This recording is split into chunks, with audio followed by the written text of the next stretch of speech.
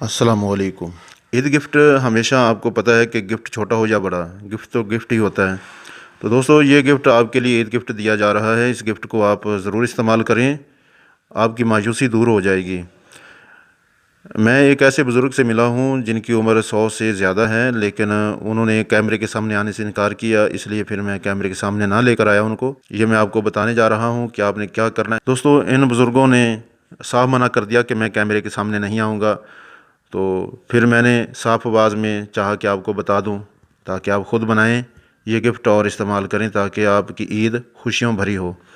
तो दोस्तों ये गिफ्ट जो था ये उन्होंने अलादीन जो बुज़ुर्ग हैं बाबा जी, इन्होंने बताया कि मैंने एक सन्यासी के साथ 10 साल गुजारे हैं। मतलब वो जब भी सन्यासी इनके इलाके में आते तो इन अलादीन बुज़ुर्ग जो थे इनके पास ठहरते, 2-4 दिन ठहरते फिर चले जाते, साल में एक मरतबा। तो 10 साल उनके साथ इनका राब्ता रहा। फिर उसके बाद वो बुज़ुर्ग नहीं आए, लेकिन जब लास्ट टाइम आए तो उन्होंने बताया कि अलादीन तुम ये किया करो कि ये एक ऐसा तिला है जो आप इस्तेमाल करेंगे या करवाएंगे अपने दोस्तों को तो आप याद किया करेंगे कि कभी कोई बुज़ुर्ग मिला था।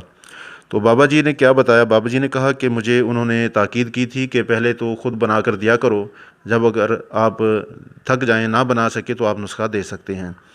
तो जब मुझे पता चला कि बुज़ुर्ग जो हैं वो नुस्खा बता रहे हैं तो मैंने चाहा ख़ुद क्यों ना इनसे मिल लूँ। तो जब बाबा अलादीन के पास मैं पहुँचा तो उन्होंने कहा बेटा बिल्कुल आप नुस्खा लें और लोगों को बताएँ ताकि फ़ायदा हो जाए।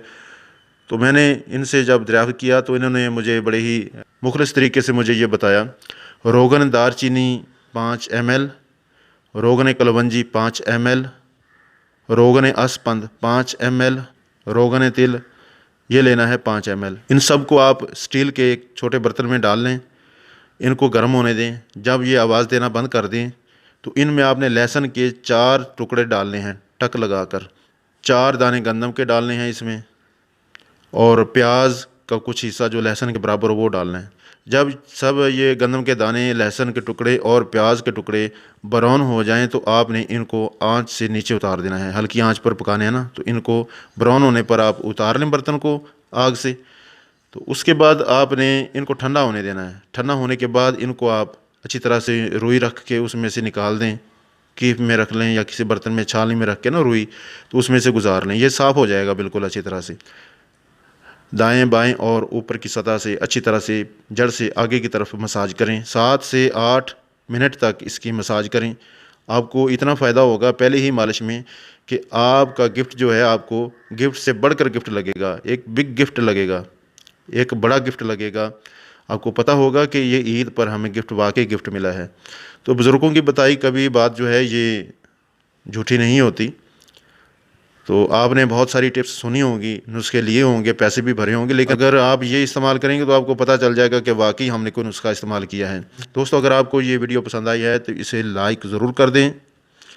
लाइक करने से आपका कोई ख़र्चा नहीं होगा। अगर आप मेरे चैनल पर नए हैं तो मेरे चैनल को सब्सक्राइब कर लीजिए और साथ ही बेल आइकन का बटन ज़रूर दबा दें ताकि मेरी हर नई वीडियो आपको फ़ौरन मिल जाए और आप देख सकें।